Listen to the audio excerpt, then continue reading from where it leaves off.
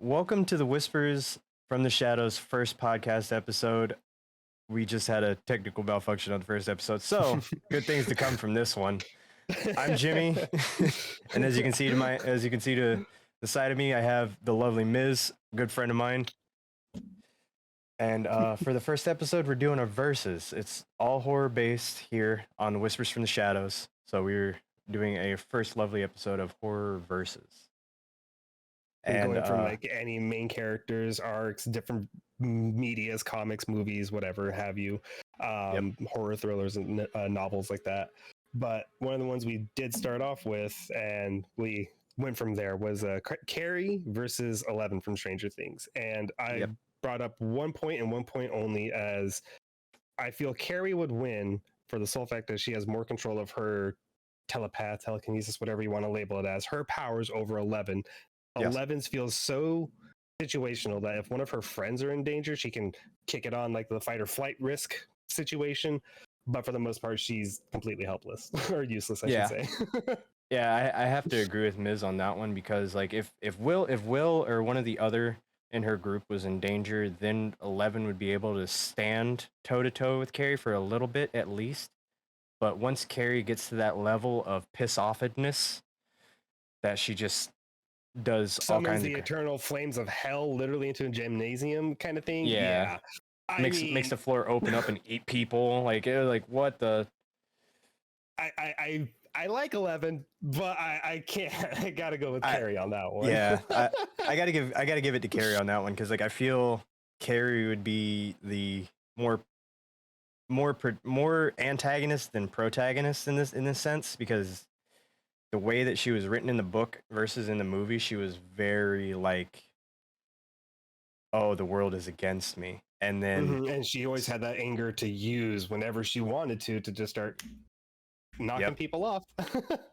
And then 11 is just like, oh no, my friends are in danger. Can I use my power?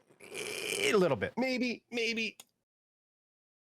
Like, and then going from there, I brought up a topic that I would also like whoever's listening to think about.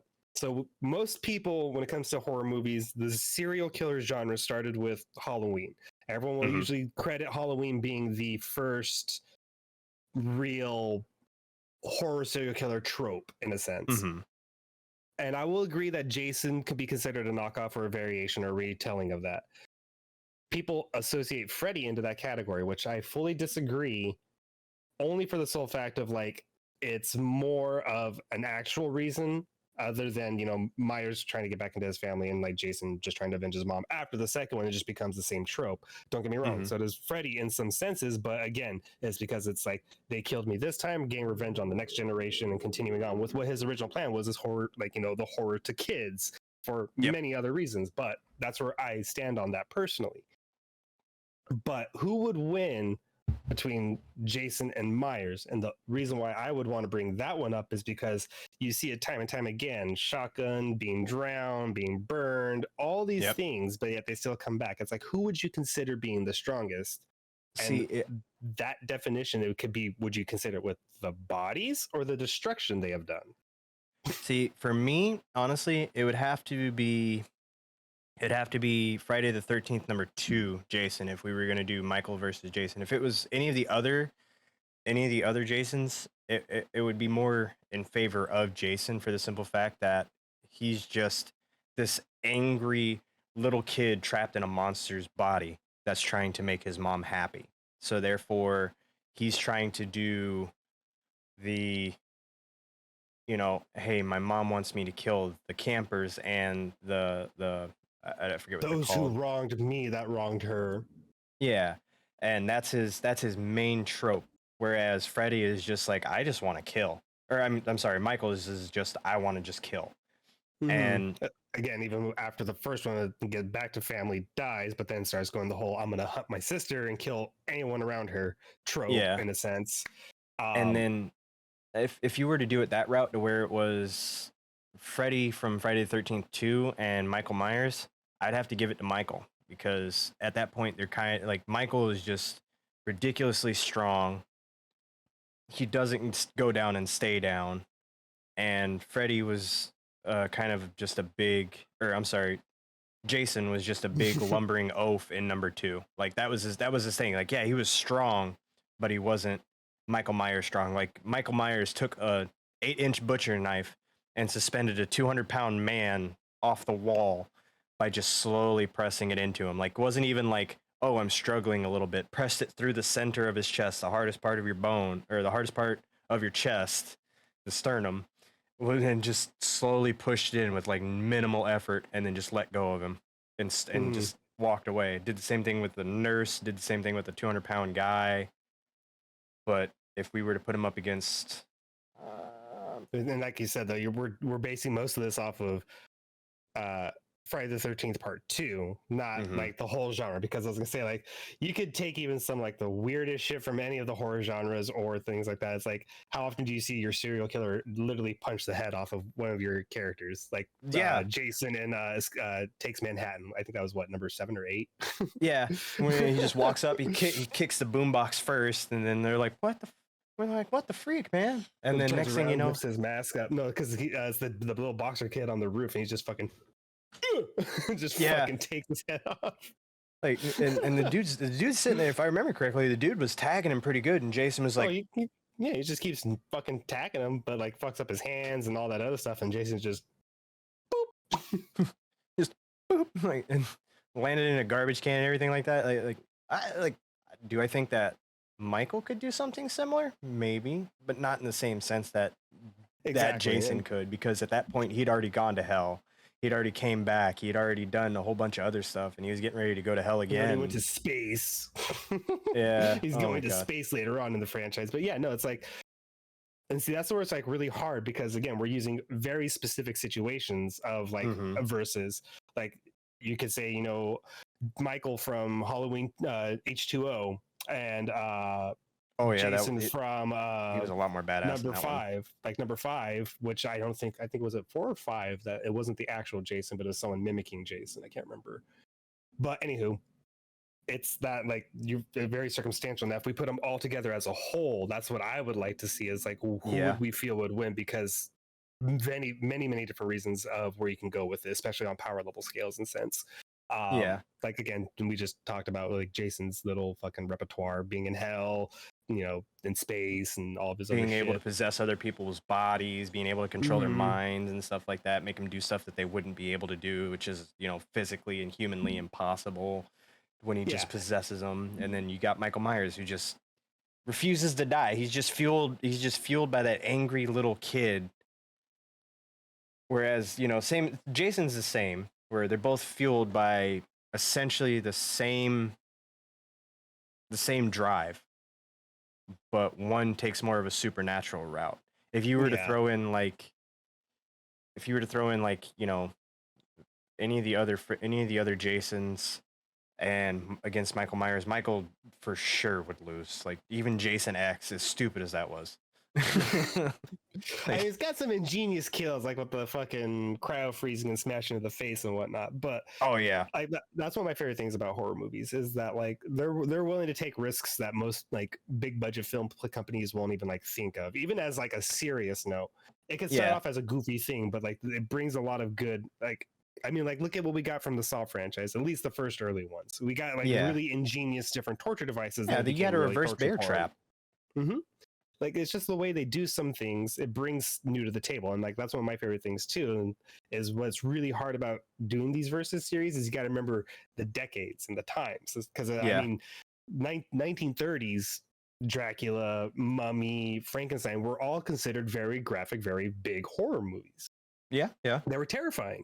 And then fast forward even 50 years, that's in the 70s, you have movies that have come out before that, like Day of the Dead, you have Cannibal Holocaust, you have some of these films that were shocking at their time. Imagine what it would do to people back then.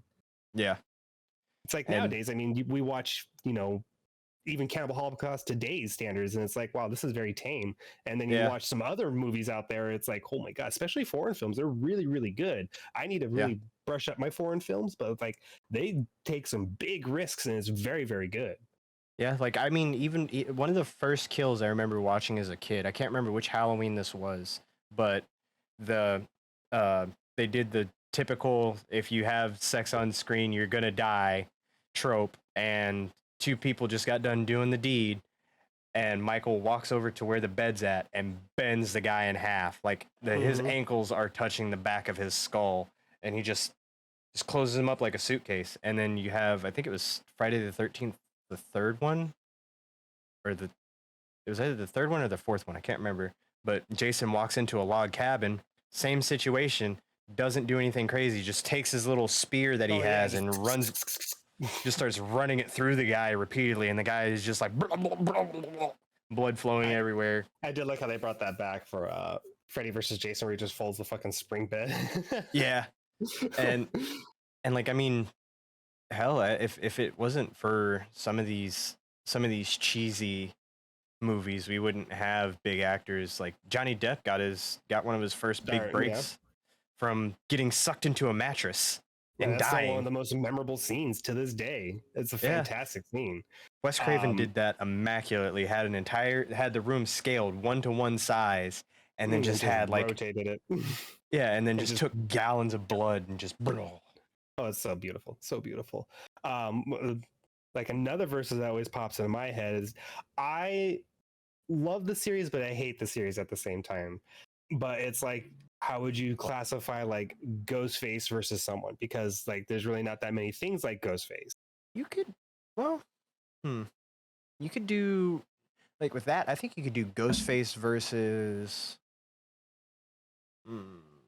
Patrick Bateman, maybe, because they both kind of, like, you have one that's like a horror movie genre buff, and he just wants to mimic one specific killer, and then you have Patrick Bateman, who's just an unhinged psychopath.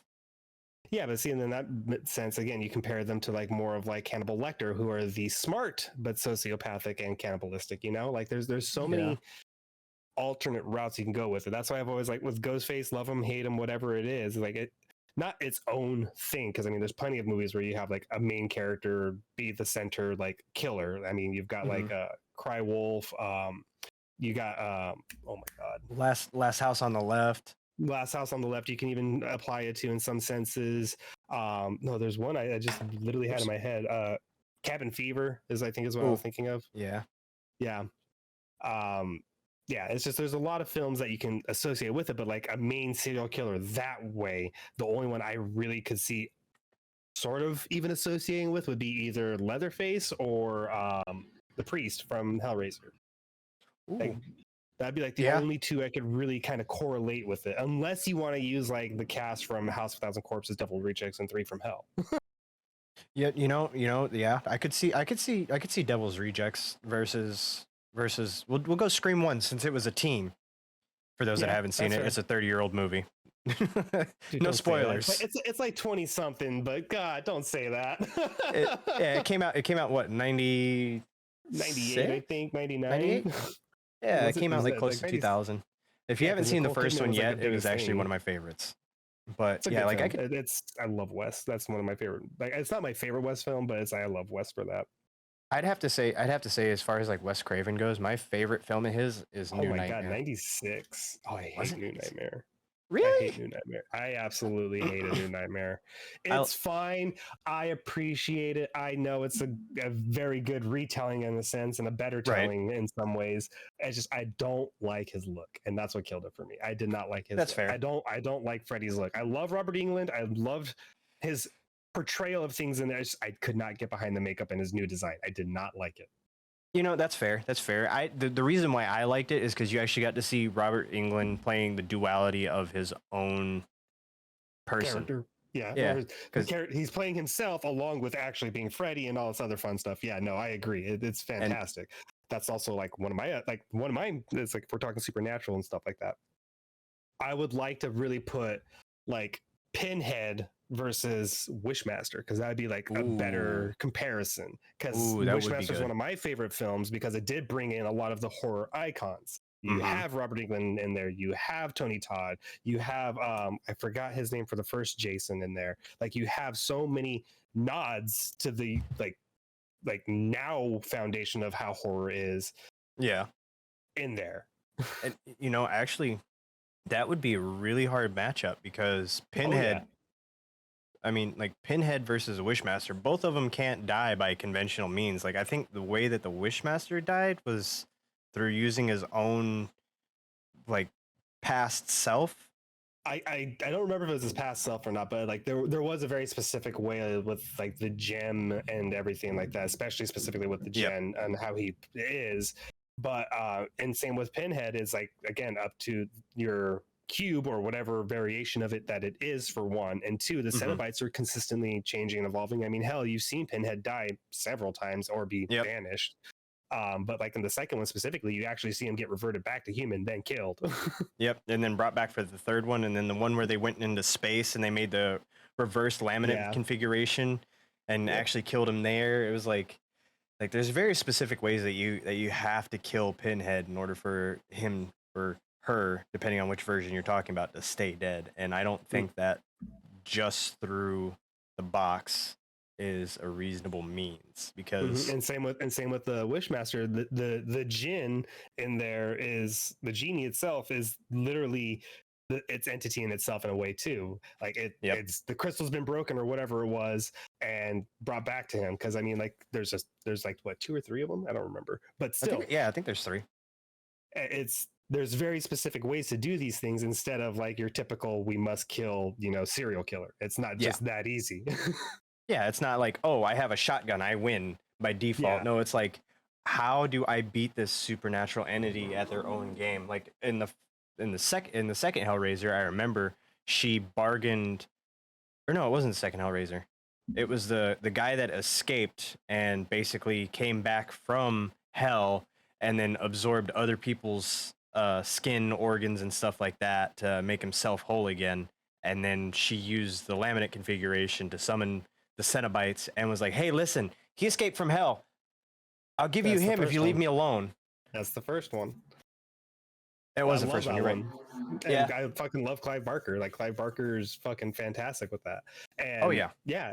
And it's what really makes me like have a hard time on saying one or the other. On one hand, I feel like Wishmaster over the Hellraiser series, like why they would win is because like it's a very specific jewel, but there's like that internal world of it, like the Mhm. laminate and the cube and that whole other dimension. But Yeah. like there's still a calling for them to answer. Whereas the Wishmaster it's him. Like he's Yeah.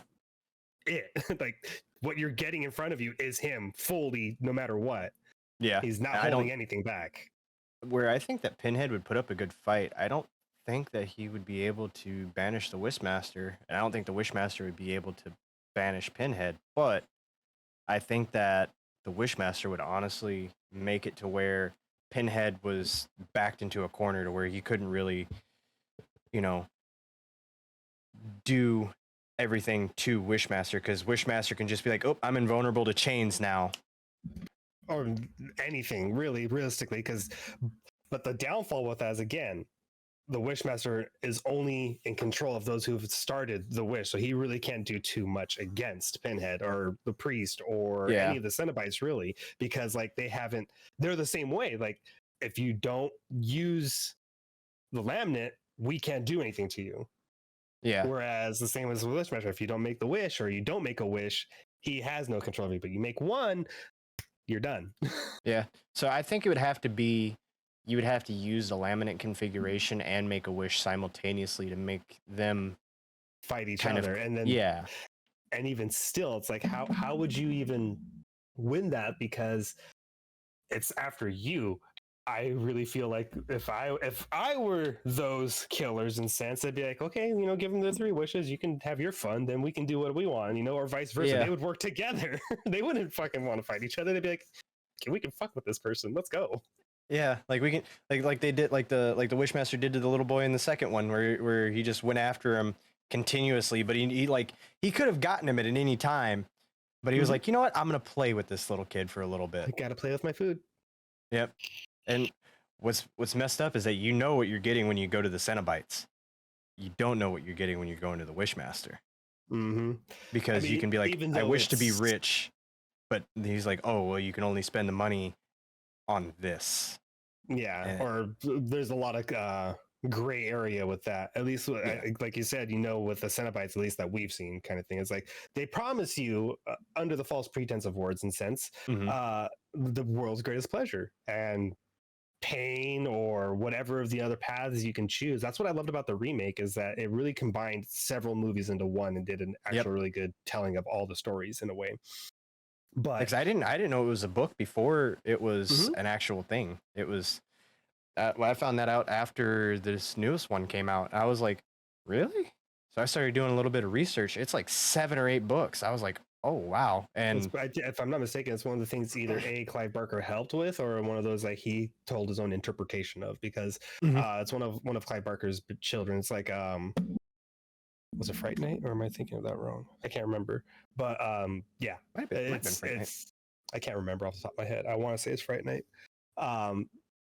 See, this is where like literally me and my wife, what we like to do is we have like 4 different like trivia games, just all purely based on horror.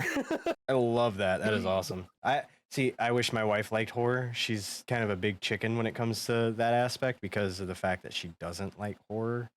But I get mine in where I can, where I'm like, ooh, the new Evil Dead's coming out, and she's like, cool, I don't want to see it. I'm so like, good. all right, awesome. Yeah, no, and it's like my big. See, I have to be careful with my wife sometimes, because she loves horror movies as much as I do and everything like that. Grand, whatever, Right. love it. But I'm a very particular person, or a peculiar person, when it comes to certain horror. Like there's certain either shots or deaths or certain scenes that just like stand out to me, and I praise Mhm. them for like their detail on certain things, or how gory it is, or how it sounded, like all these Yeah. different things. And I go into praise with it, and I get so many looks of just like, you're giving off some real like serial killer vibes, man. You might want to tone it down a little bit. It's like I'm just telling you what I liked about this. And then like recent movies, there have been like a lot of good specific scenes, and a lot of more recent horror movies that like just made me appreciate that sound effect and the visuals that are Yep. a lost art with practical effects. Yeah, because like a lot of things are not doing that. Yeah, I have to agree. But I also hated it when we were in the mid 2010s and everything was just jump scare heavy. Like they cut out the audio Yes. cues, they cut out the friggin' You the knew visual what was gonna tropes. happen.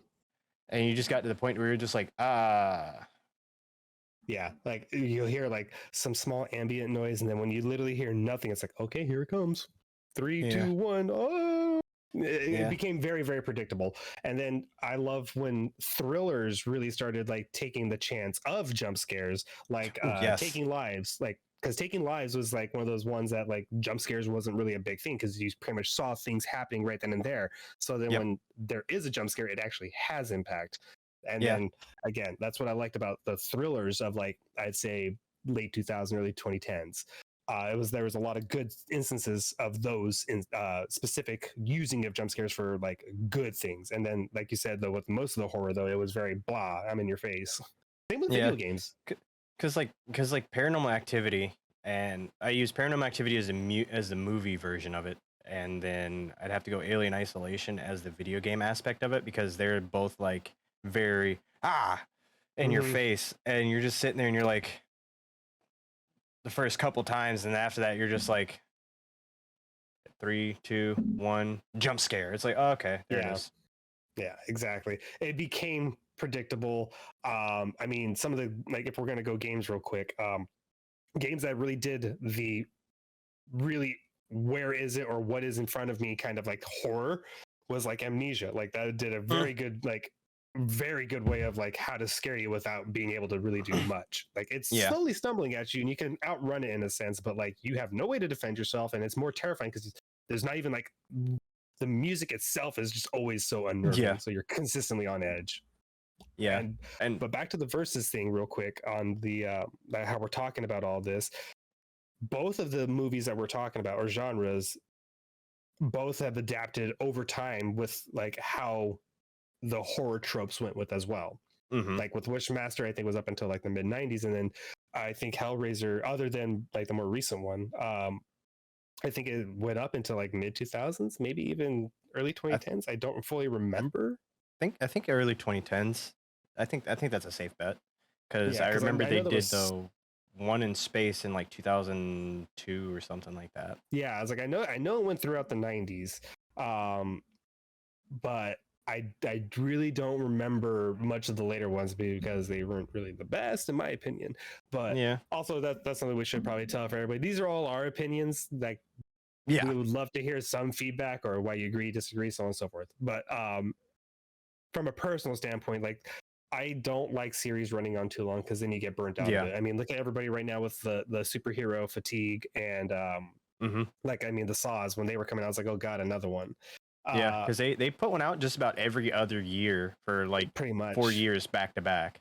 And it was just like, Yeah, because I mean, I'm sorry. After Saw 3, I just quit watching them. I haven't seen anything past Saw 3. I have them all. I thoroughly appreciate with them in their own regards and stuff like that. But the only ones I Right. could absolutely say I love are 1, 3, and 4. That's it. After that, I'm like pretty That's good.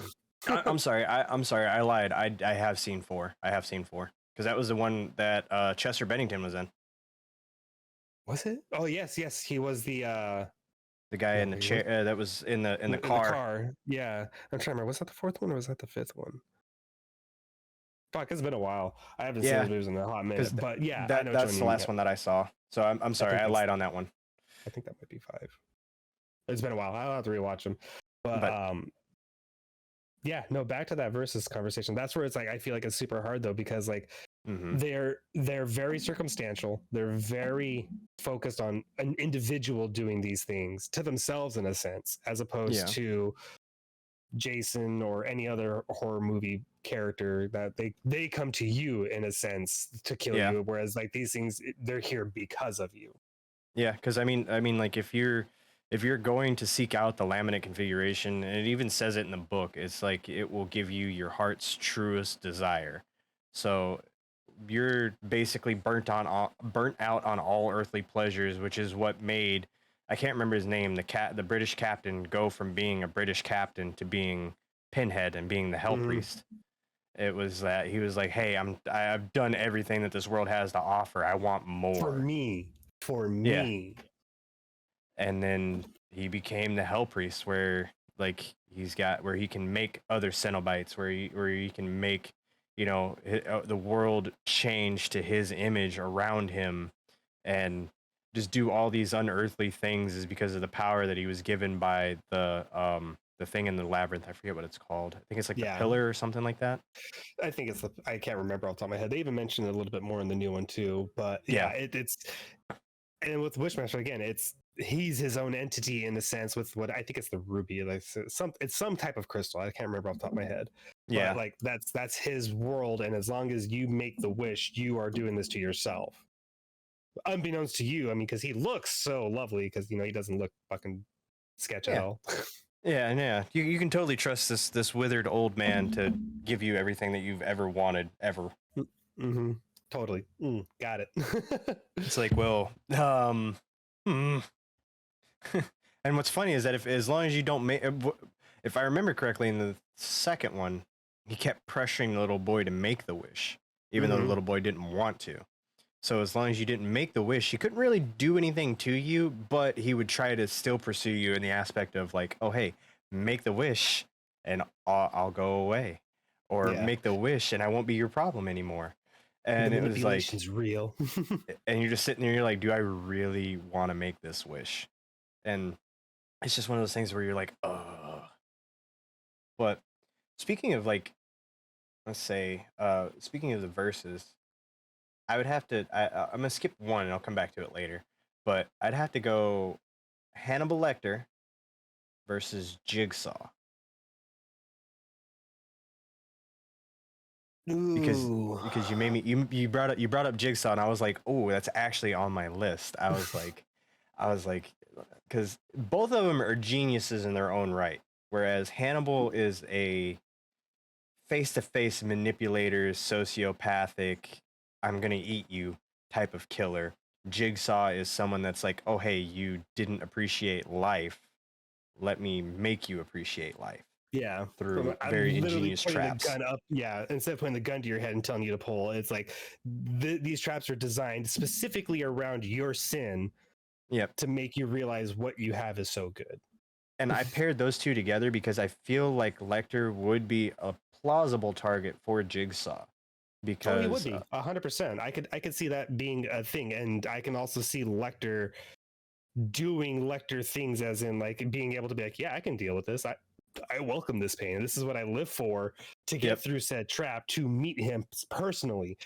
Mhm. I feel like if we're putting it as a versus situation, I feel like I'd have to give it to Hannibal for two major reasons.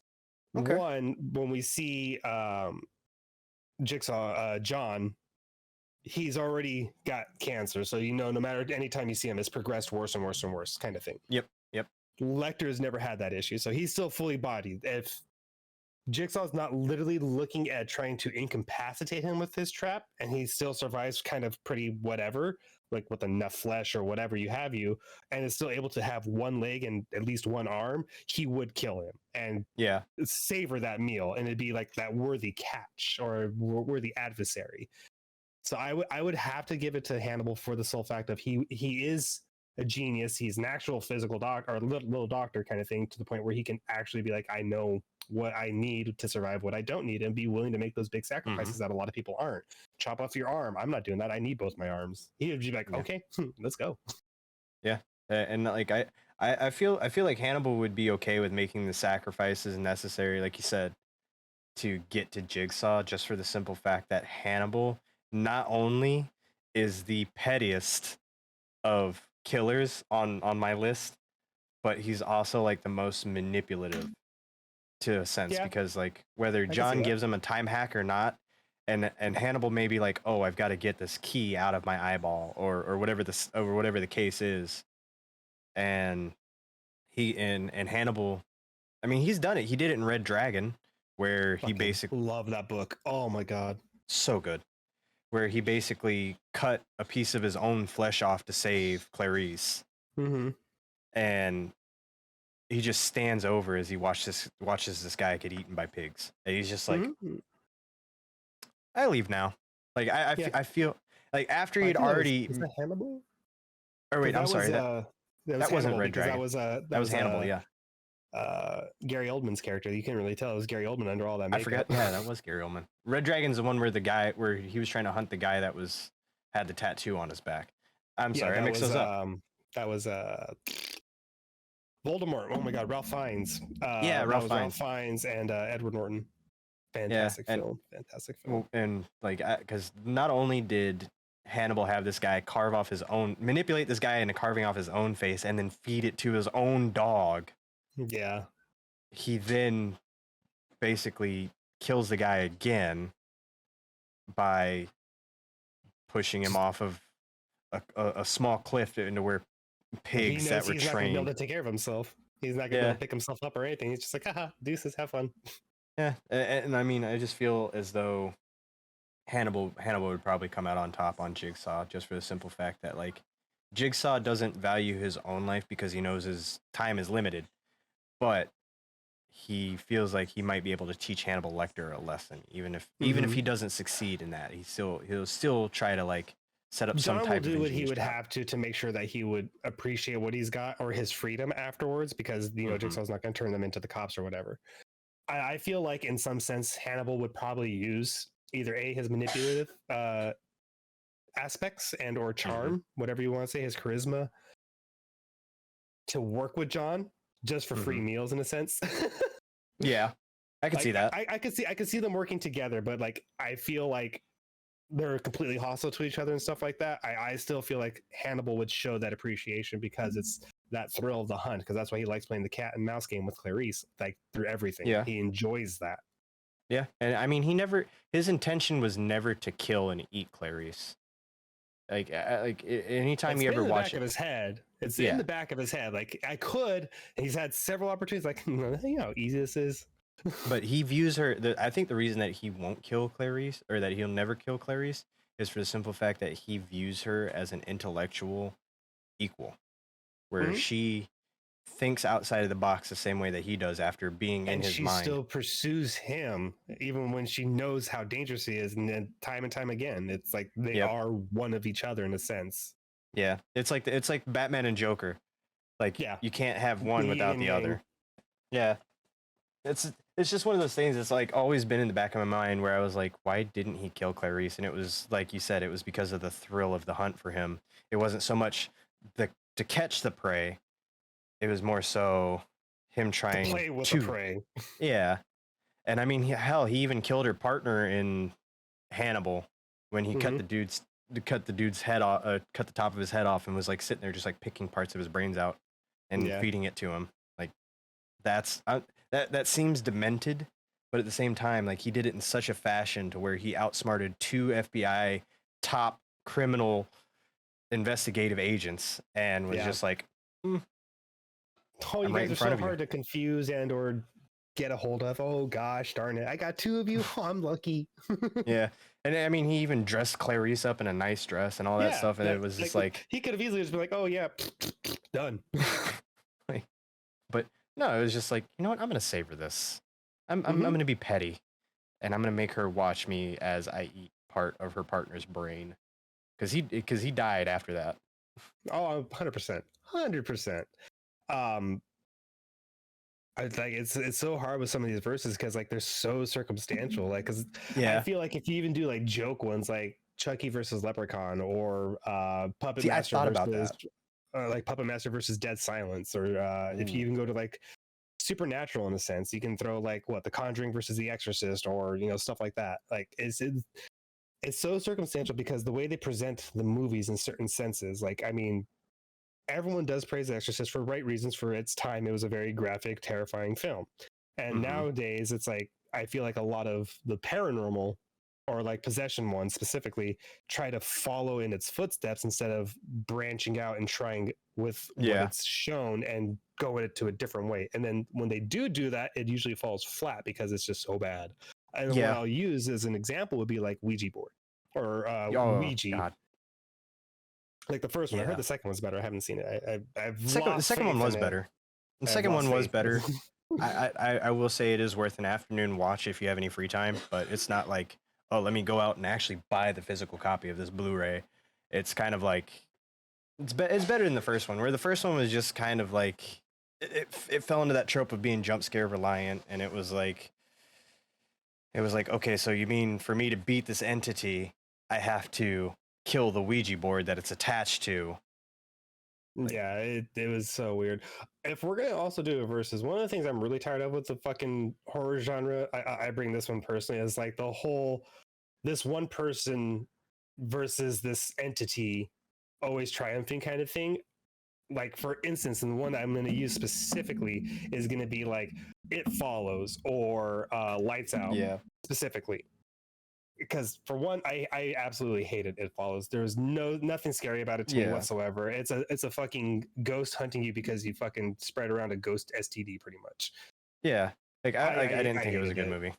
I hated it. But it Lights Out, I hate the trope of like the reason why this is all of a sudden happening is because mom's friends whatever fucking died really young and now they're staying together, but she's trying to be moved for or whatever the fucking plot was behind it. I don't even remember the fucking plot. I don't even remember. But it was just that it's a childhood friend haunting everybody and anyone was close to her kind of thing. It was like the stupidest thing. Like there's so many other ways they could have gone with it. And I don't mind evil entities or possessions and stuff like that. Like again, Blair Witch, the original and the remake, or the better sequel, the only sequel that I will ever count it as.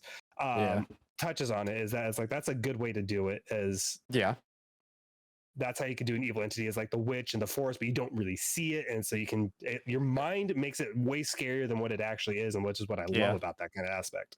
I honestly, I have to say that the Blair Witch is a good example because because that it was you never actually saw the entity, the witch, and the only time you do see it is in the newer one.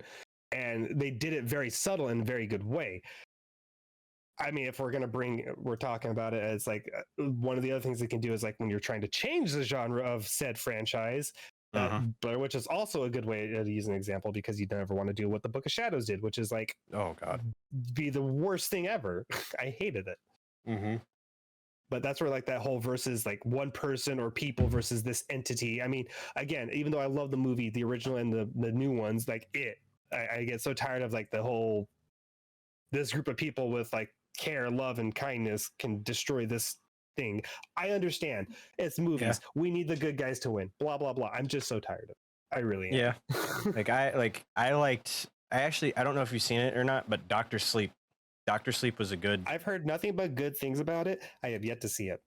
Doctor Sleep was actually the book is friggin' it's a long dry read for like the first like couple chapters, but then it picks up after that, and then the movie it kind of picks apart the parts that made the book good and puts that in the movie. Whereas like with Doctor Sleep, it's a group of people versus little the son from The Shining, Mm-hmm. and he has to go. Spoiler alert! He has to go back to the hotel. Yeah, and I know that's the whole premise behind it. That's all I know though. And he uses the hotel as a weapon. So, like that, like I like that trope. It's like, hey, this thing that traumatized me as a kid, I'm gonna use that as a weapon. Whereas, like, it's not so much like, oh, I'm just gonna love this thing to death. Mm-hmm. Yeah, no, that I can see it better that way instead of what you were saying, like because it's just I'm more when it comes to horror. I'm more of a creature feature person because I love seeing either this monster or this animal or this person in a sense be this vicious, vile, rampaging, bloodthirsty thing, and actually seeing it that way. Like a prime example for me that I absolutely love it in would be, again, like as cheesy as it is, like would be like Deep Blue Sea. Like I love those kind of horror movies. Like as cheesy as they are and stuff like that, or whatever you have. Lake Placid's another one that always jumps to my mind. The Meg, I absolutely loved that movie. I didn't think the Meg was bad, honestly. I thought it was pretty good. I like creatures features. And I'm probably going to catch flack for this, but I actually am a big fan of the Piranha franchise. I haven't seen the newer ones. Like I think it was like mid 2010s and more recent ones because there was like Piranha and then Piranha 3D and stuff like that. Mm-hmm. But the originals, I could appreciate that because see what it reminds me of is like I when like the Jaws originals came and the out. Yeah, it's like when Jaws came out, like it did make people terrified of the beach, and it was a very very good like horror thing, like a real life horror instance where you're like, holy shit. And I do like how movies like Lake Placid, Anaconda, Congo, and stuff like that have been brought into like animals actually being the killer and so on and so forth. But it's like it throws me back to the like late 40s, early 50s horror like creature features, where it's like because of the creature from the Black Lagoon and. Well, no, I was going to say more of like where Godzilla came from. All of our nuclear testing and stuff. We got these giant lizards. You got giant ants from like the movie Them, which is one of my favorite movies. You got Tarantula, which is this. Oh, we're experimenting these growth hormones on a tarantula, and lo and behold, it hides behind a goddamn mountain. See, I love the movie Tarantula for the simple fact that it gave us the absolute gem of Eight-Legged Freaks. Oh yeah, agreed. Like I love that movie too. Like even though it's a comedy horror, I mean Zombieland also fits in there, Shaun of the Dead and so on and so forth. Fair. I absolutely love those kind of things. I just hate when like it's praised to hell and back and then I get tired of it, like Zombieland, unfortunately. Like it's not one of my favorite films. I enjoyed Zombieland, but it's not one of my favorite films. I'd rather sit down and watch Day of the Dead. See, for me, don't get me wrong, I'll always watch a Romero film, no matter what. Like Day of the Dead, like is my number one Romero film of all time. Don't get me wrong, but it's like when you hear of like zombies, at least to me, this is what I want to ask a question. Then I have a versus for you. Okay. What do you classify as the zombie aspect for one? Because I want to know what would you put the creatures or the virus is the rage virus from 28 Days Later versus your standard typical zombies. Which one would you think would be the winning force and or the more dominant force? Because again, the rage virus is literally just you're spreading it pretty much and killing people. You're not really doing much after that. You're either killing this person or you like turn them and then run away because they show that several times between 28 days and 28 weeks. Yep. Whereas the zombies or that kind of virus, in a sense, it takes a scratch, a bite, saliva, anything like that, and you're immediately turned. Or not immediately, but it's a process. Would they cancel each other out and just kill the host, or would one be more predominant? Is my versus question, I guess. I would have to say that the zombie virus would be the more predominant in that situation because of the simple fact that when it comes to zombies, they've been shown, even in like Cesar Romero, they've been shown to like mutate and become smarter, be able to retain like certain things due to a simple mutation with the infection of itself, to where it's like, oh, we had a guy that was a football star in high school and now is a super strong zombie in this Day of the Dead film. Yeah, So like, and what I like about Romero's films, like George, like you can see throughout the years on how there's an evolution of from just these brain dead murdering things, and then like Dawn of the Dead, you see them like working and experimenting and trying to learn more, to Land of the Dead, where you actually see that like small sentient thing inside their head of them still acting like they're alive, like the gas tendant, like he's still trying to pump gas. It's like that recesses primitive back in your mind things that have evolved. The body has not, I mean, it's slowly decayed and everything like that, but that mindset is still there somewhere.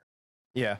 So I would say that the zombie virus honestly would probably cancel out the 28 days later rage virus, just for the simple fact that like the zombie virus is known to adapt and mutate to where like we go from having like normal, the old zombies from way back in Night of the Living Dead back in, to where we have like sentient zombies or mutated zombies, like they had with like The Walking Dead, or I was gonna say, or you could just pretty much be like make them like ghouls from Fallout.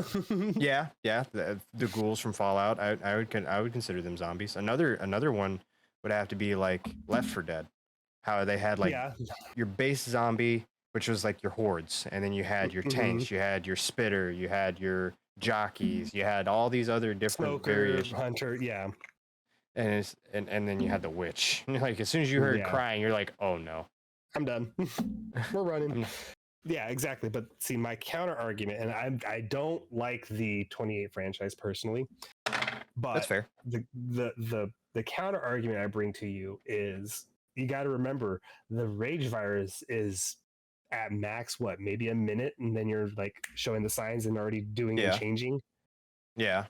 So again, I feel if you were to pretty much have, let's say, the exact same parallel worlds, and then drop zombie virus here, rage virus here, I feel like, and then kind of put them together, or at least in the same area, I personally feel like, in a sense, regardless of how the zombies turn out, just your typical standard definition of a zombie, I feel like the rage virus would win because they are that much more aggressive. They're that much more there to kill. That's fair. That's why I brought this up, because I felt like, as much as I want to say the zombie virus would win because of like that virus can spread airborne or whatever, blah, blah, blah.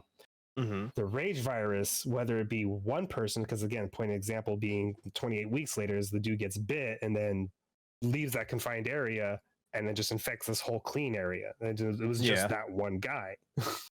Yeah, and I feel though the zombies would probably see the rage virus recipients more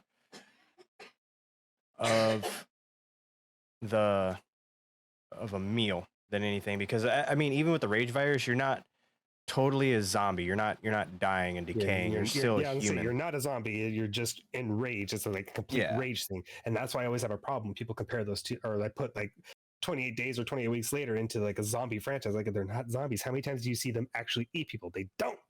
That's like the main definition of a fucking zombie. Yeah. And I could see them being zombies. I could see the zombies giving the 28-day virus a little bit of a headache, just for the simple fact that, like, if a zombie bites anything else, it becomes a zombie. Dogs, horses, anything like that. That's exactly what I was going to say too. That's why I'm like, I want to say the rage virus would, in theory, win, because it would, quote unquote, just smash through all the zombies. However, the zombie virus, I feel, would dominate and win, only for the sole fact of, because even though it's not immediate like the rage virus, it can still travel and take over the host, like, like with Last of Us or anything like that. It's like a fungi or a parasite that is controlling you, and like it overtakes literally the entire nervous system and structure and blah blah blah blah blah. I could see that. That's why I'm like saying I see both sides. I just feel in just terms of this force wins because this force is now extinct would be the rage virus. If we're talking about the quote Yeah. unquote war, lost the battle, won the war, I kind of want to say it'd be the zombies, at least through those definitions, or at least how everything can go. I would see it being that way if for whatever reason the zombie virus or outbreak or whatever it is could overtake that rage virus in that Yeah. sense. I'd have to say if you introduce them both into the same host, I think that the zombie virus would win. But if it was rage virus zombies versus just regular zombies, then I think that the rage virus would honestly win because it doesn't like you said, it doesn't take much to transform someone into a rage virus host and then them Because it's turn mostly into like that. blood or fluids. Because like, I mean, in the first 28 days later, you fucking just see the blood from a crow, like Yep. just right on him, and started changing within like what 10-15 seconds.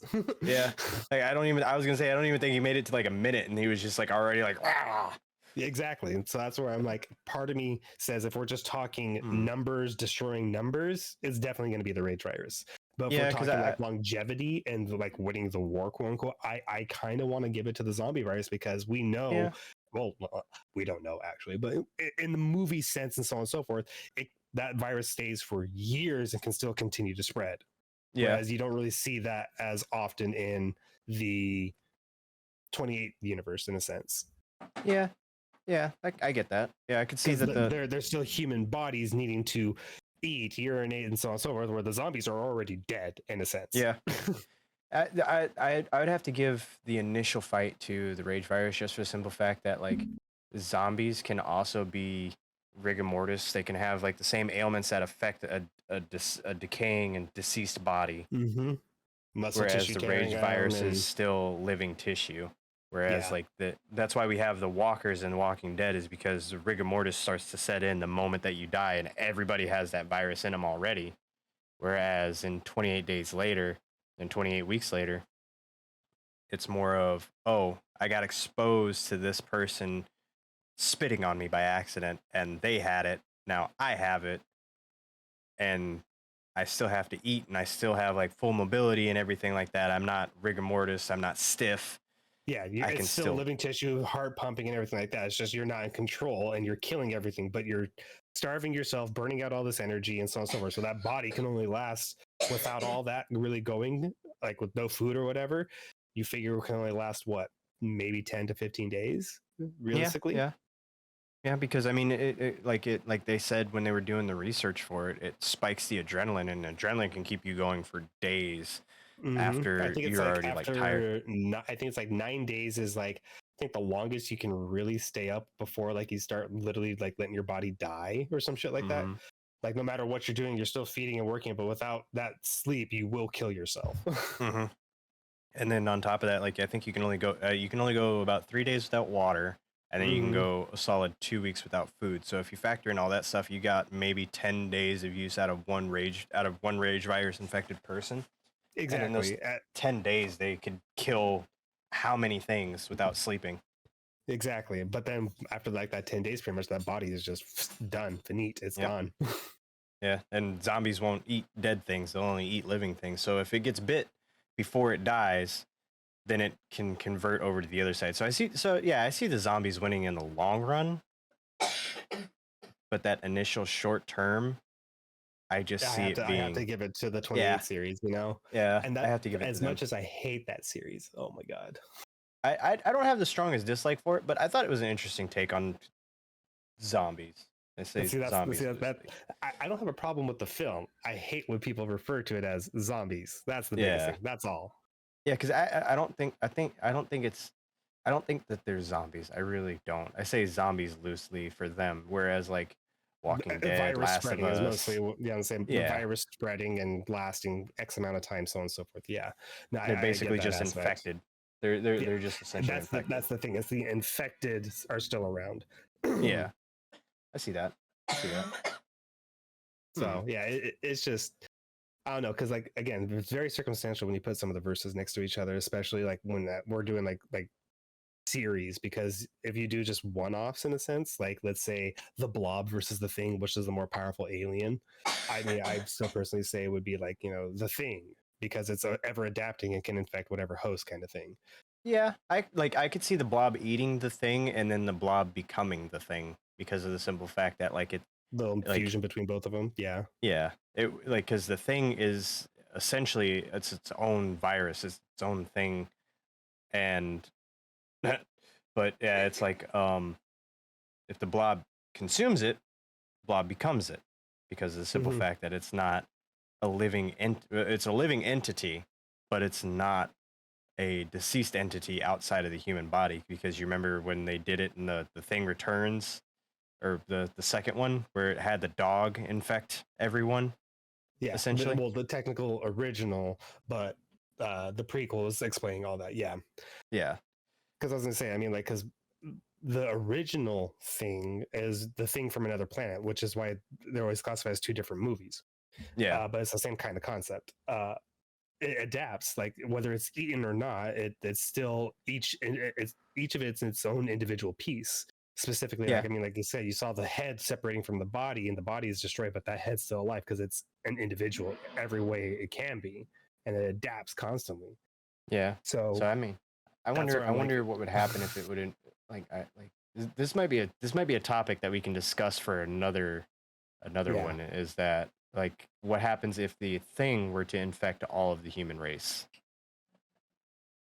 yeah, no, I mean, because the thing is, we know it's an intelligent creature, and we Hmm. know we just don't know what it originally looks like, but we know it's an intelligent creature because it's building a fucking spaceship, and literally in the Antarctic with what it can. Yeah, and And then in it's the like prequel, it has its own ship still, so we know it's alien, yeah, and we know it's smart. and that's the part that always like tripped me up too, is I was just like, man, that thing came from outer space, landed here by accident, and was like, I got to get back home.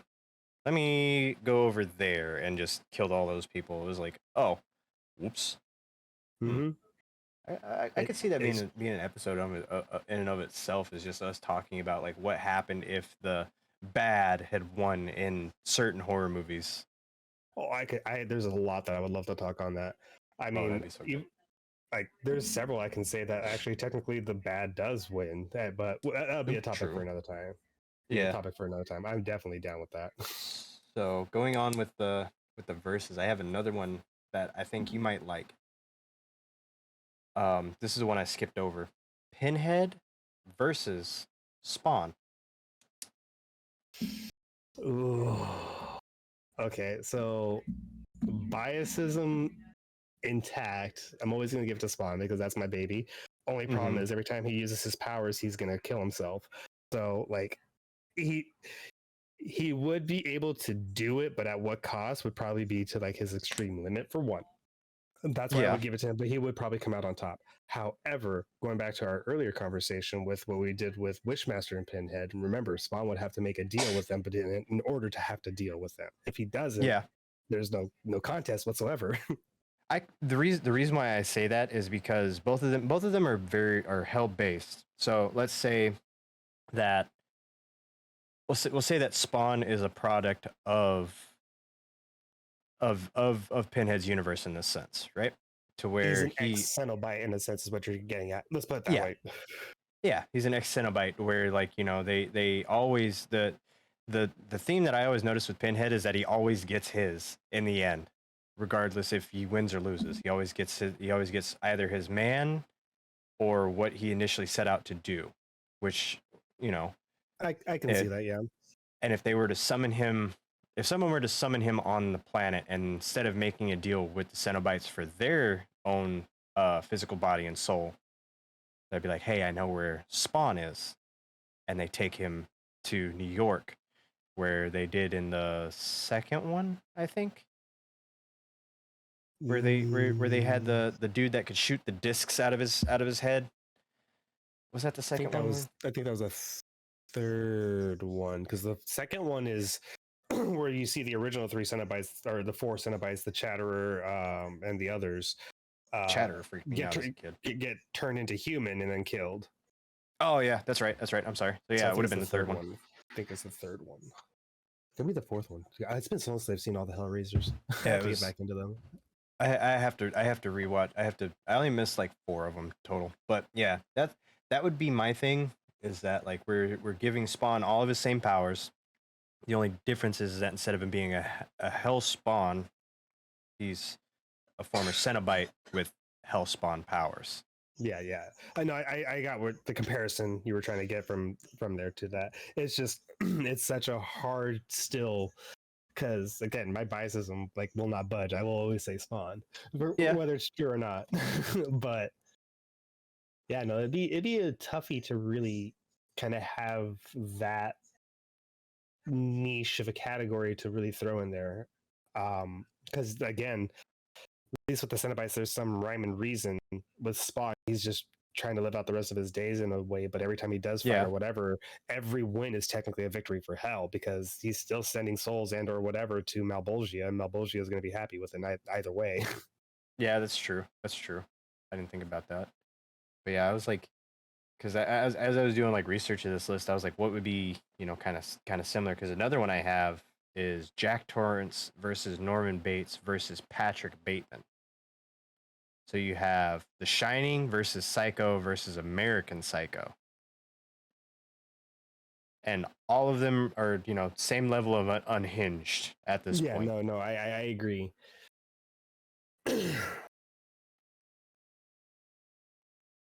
That one.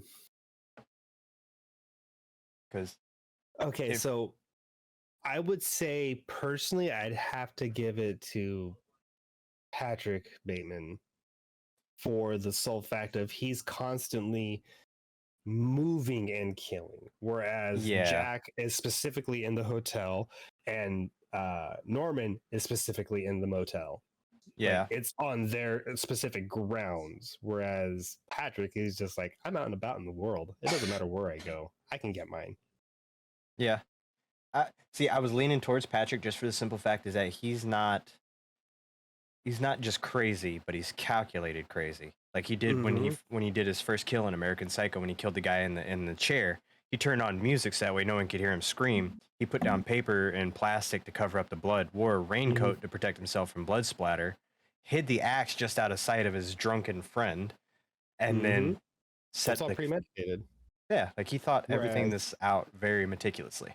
Yeah, whereas you got Norman and Jack, who Norman is, yes, unhinged, don't get me wrong, but it's only on the hotel grounds. Yeah. And then same with Jack. He was totally fine, whatever, but the house slowly took him piece by piece by piece to where he's like subservient to the house itself and the need to kill. Yeah. I feel like Bateman would come out on top on this one because of the simple fact that like he'd be like, oh, I'm in New Hampshire right now. I'll be in Colorado next week. And then I don't know where the Bates Motel was supposed to be at in America. I think it was supposed to be somewhere between like Wisconsin and Oklahoma. I don't fully remember, but regardless, he would literally go out of his way, whereas the other two are not comfortable leaving their areas. Yeah. And I feel like Bateman would make him to where they're unsuspecting, but as soon as they go to make their move, that's when he would strike. Yeah. I feel like he would be the counterpoint to their initial point, where it's like, oh, you broke into my room at 3 a.m. to kill me while I'm taking a shower. Haha, I'm in the closet. Yeah. Like, I feel like he would be that one step ahead to where he's just like, gotcha. Yeah, he would have planned it and or at least brought them out of their element to come to him in a sense, because he will bring his kills home. Yeah. And I feel like as long as he knows the grounds on which they stand, he's gonna go to them. So that way he's like, hey, you got the home field advantage. Make me work for it. Mm-hmm.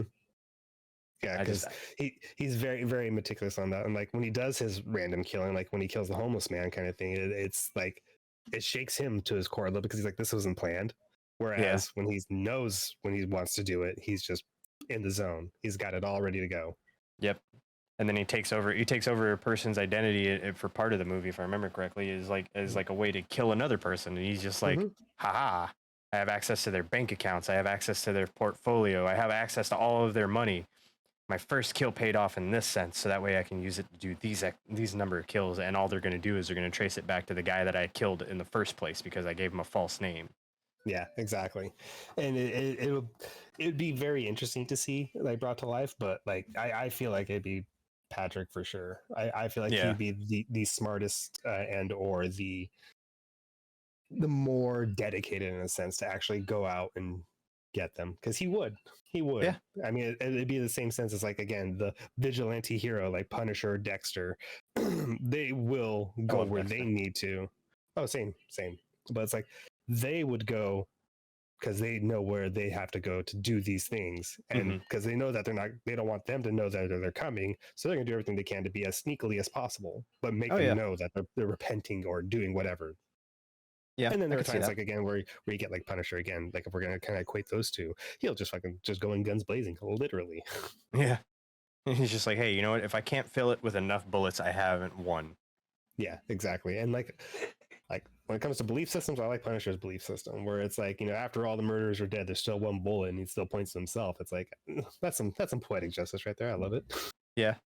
And he said it best in the Punisher series where him and Daredevil were having a talk, and he said, "Well, what happens, Frank? What happens when you get yours? When someone finally comes after you?" He goes, "They better not miss." I was like, "Yeah, you know, that's fair, because he's out there to rid the world of evil, no matter how many body bags he has to fill. But at the same time, he doesn't not want him to be in one of them." Yeah, exactly.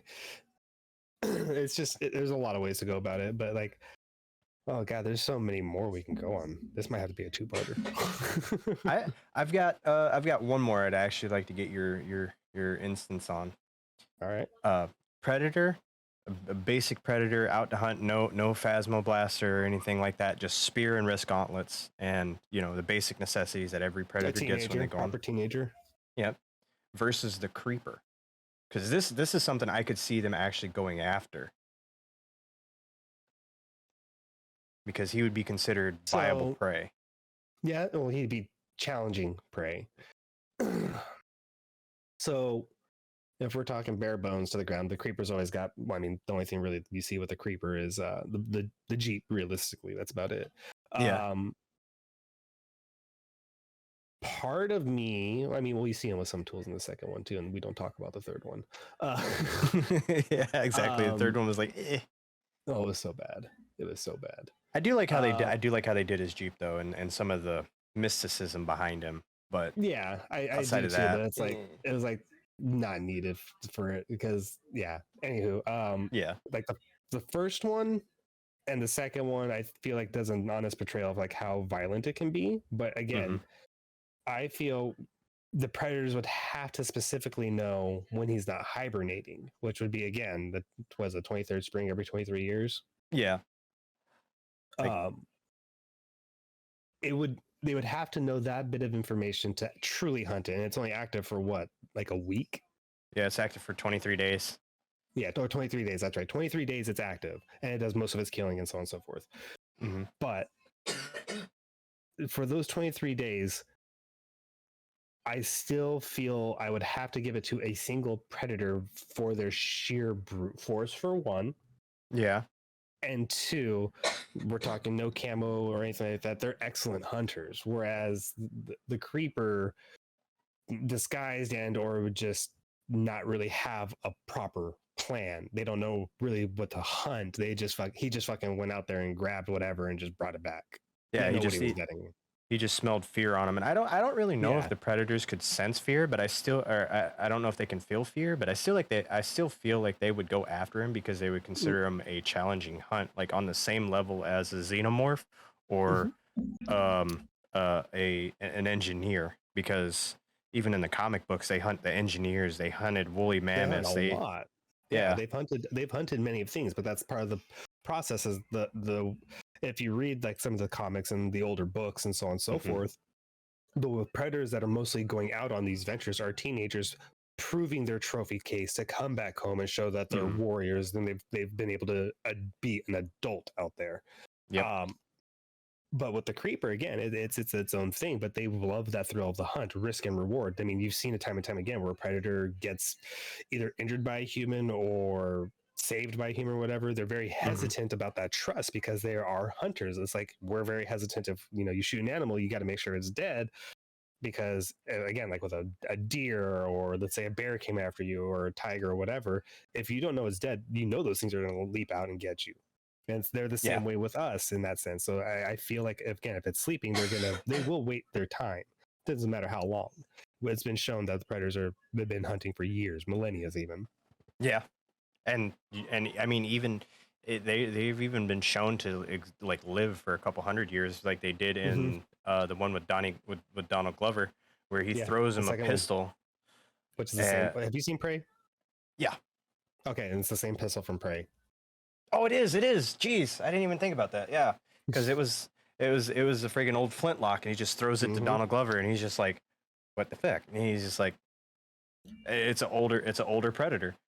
Whereas, like, I think that the newer predators would probably, like, I think the creeper would probably get at least one of them because they're. Well, that's what I'm saying. If we're saying a single predator hunting the creeper itself, so it's a 1v1.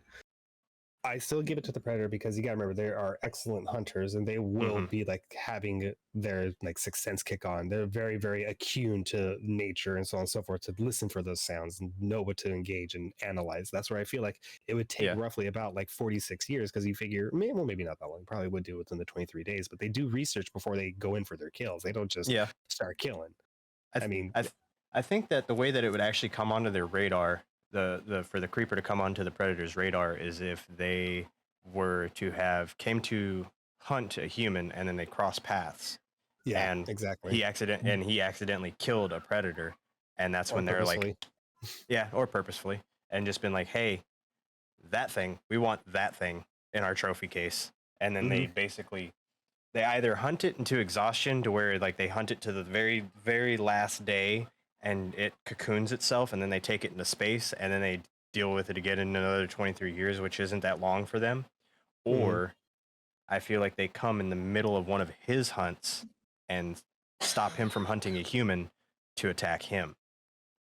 Yeah, I can see that situation, and that's what I'm saying. Like a lot of these, unfortunately, are very circumstantial in senses. But this one, I feel is more uncircumstantial, just for the simple fact that they like to hunt. Either way.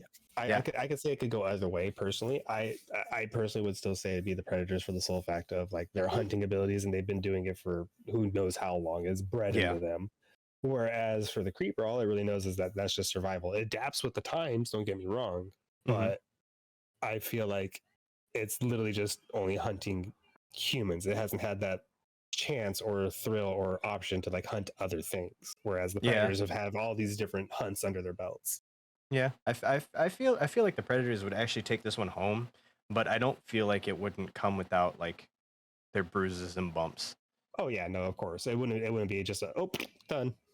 Yeah, and what makes it even better is the fact that even if they do take his head and his spine, they can come back and hunt him again. So I think the creeper would actually be a new form of proving ground over the humans. Over the humans and over the xenomorphs, because the xenomorphs are an infestation, and that's what I was going to say. Is you got to remember when it comes to the xenomorphs is that they are a hive mind. They are like an insect where they breed like crazy.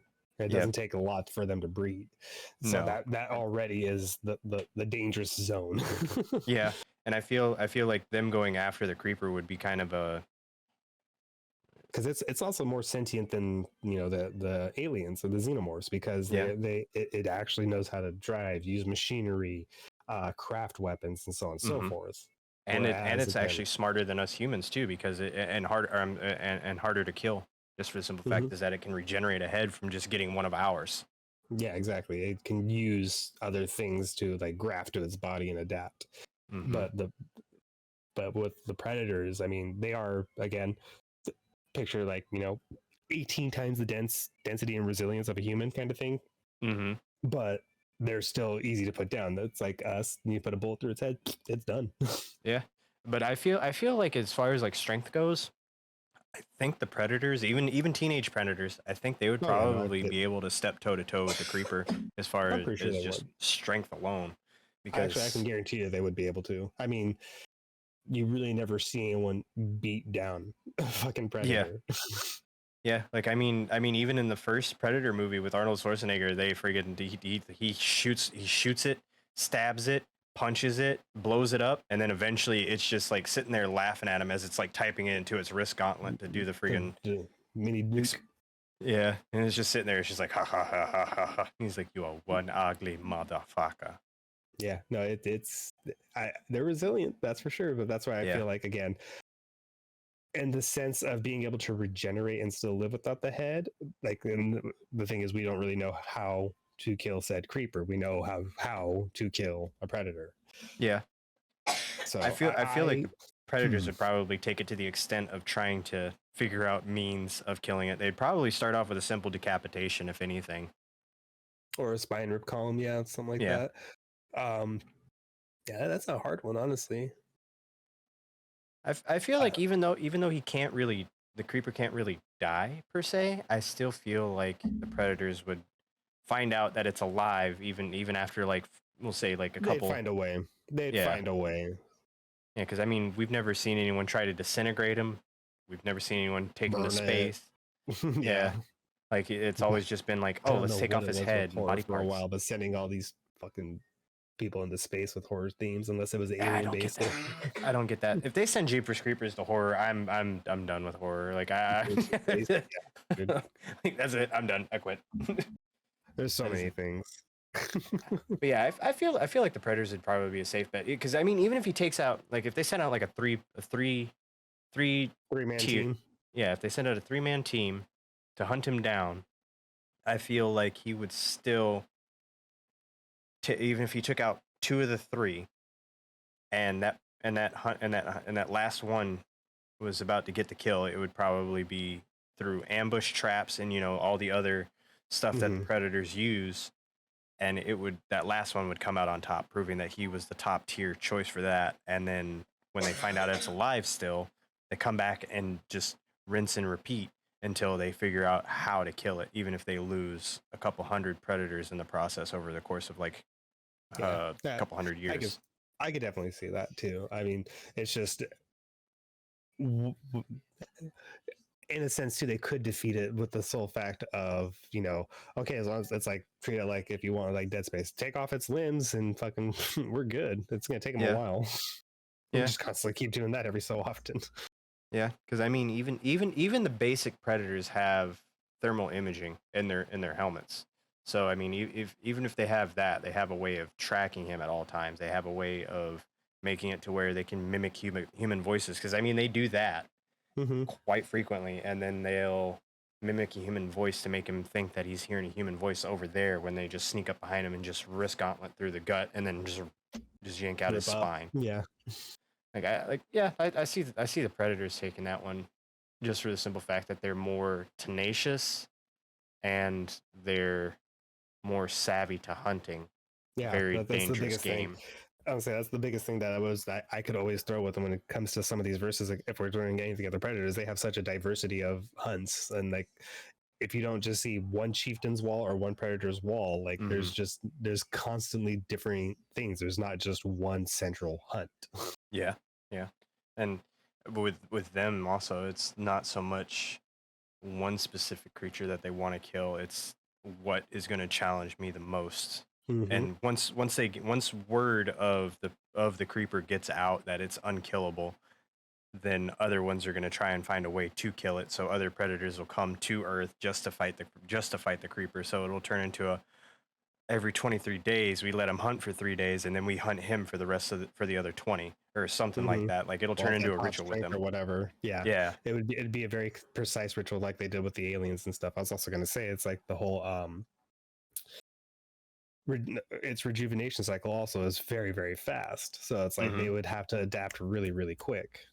I mean, like they would see it as like that next big challenge because like in Prey, you see it how that ancient one, or not ancient one, but that older predator model in a sense was testing its limits on literally everything, whether it be birds or the bear. Like you see it testing itself against the natives of the land before it just goes after whatever, because once it realizes what humans were capable of, then it's like, oh, these are the ones I need to watch out for.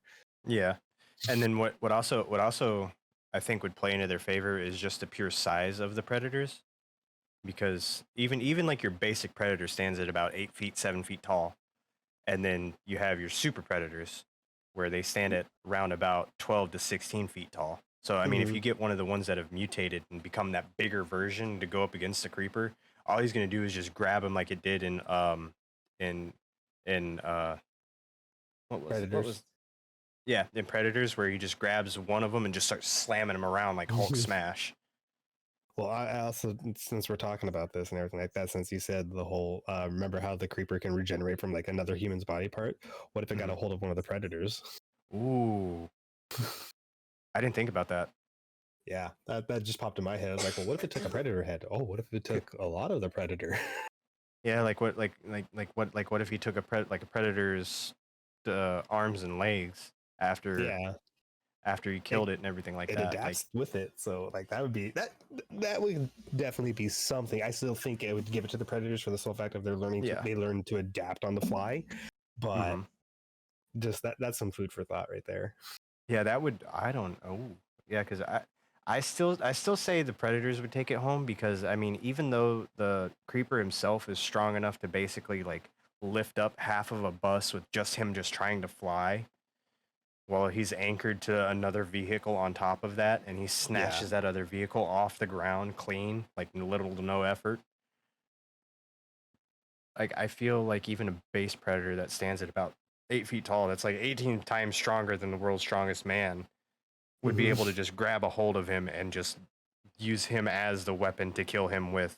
Like, because I mean, how many times have we seen like a predator crush a prey's head, or just or just smash be him able to to pick them bits? up like no problem, like one Yeah, arm, just lifting up full size dudes.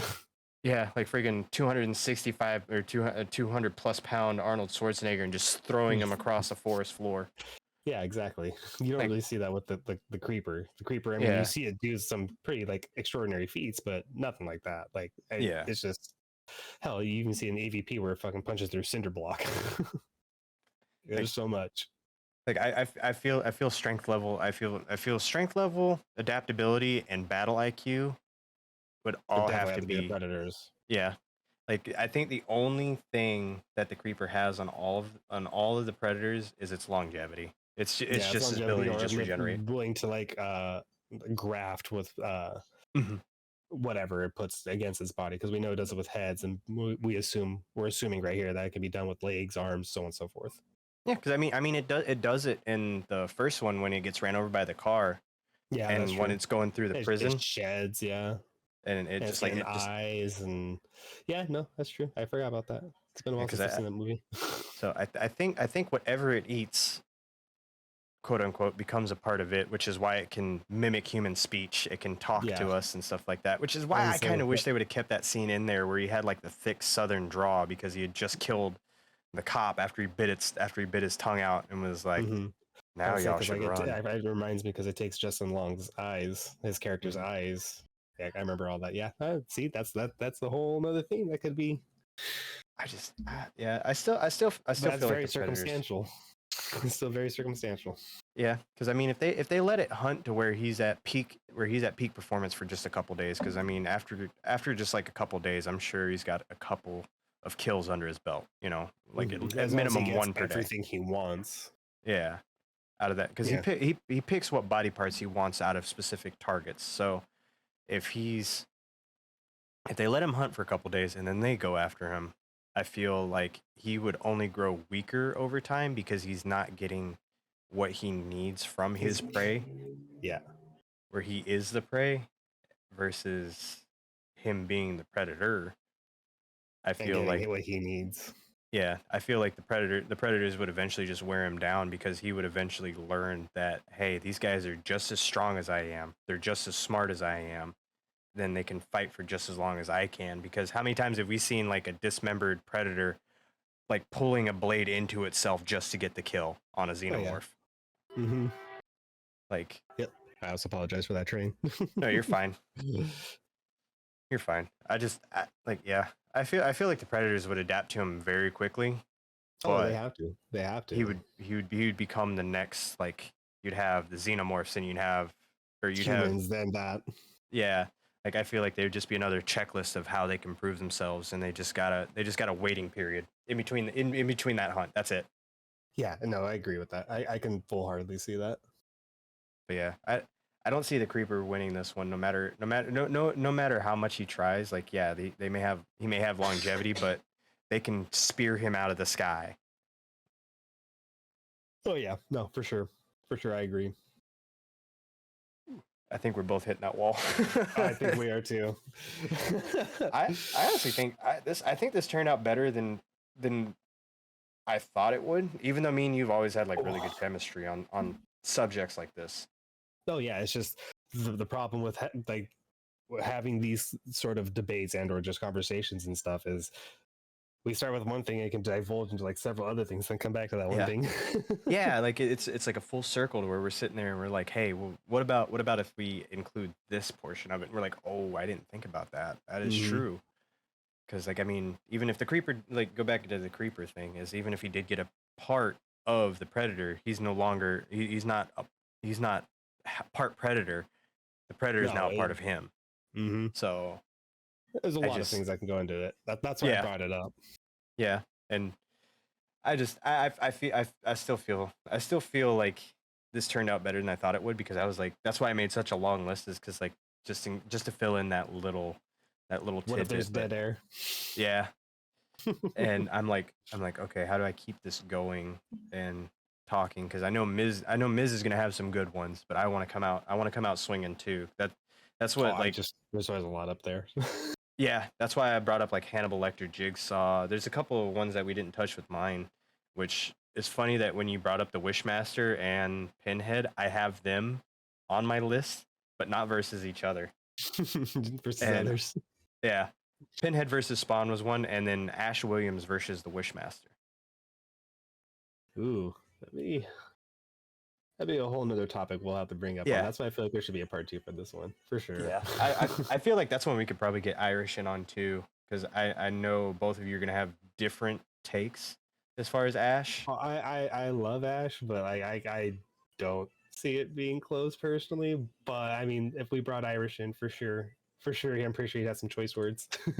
Yeah, I feel like that would be a good one if we wanted to, if we can. But yeah, we'll I've definitely have got to like a talk to him. couple other ones that I didn't talk about. But Oh darn, yeah, part 2. part 2. Oh no. But yeah, we can definitely do another one of these whenever you're available. Oh yeah, well, we'll be in touch. Trust me. Oh yeah, big time. I'm just typing in some notes on this one, but Oh, you're good. I don't really know how to end a podcast. Like normally with like a stream or a YouTube video, it's like, hey, see you next time.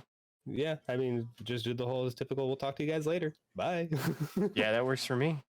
So I guess from me, I'll see you guys whenever.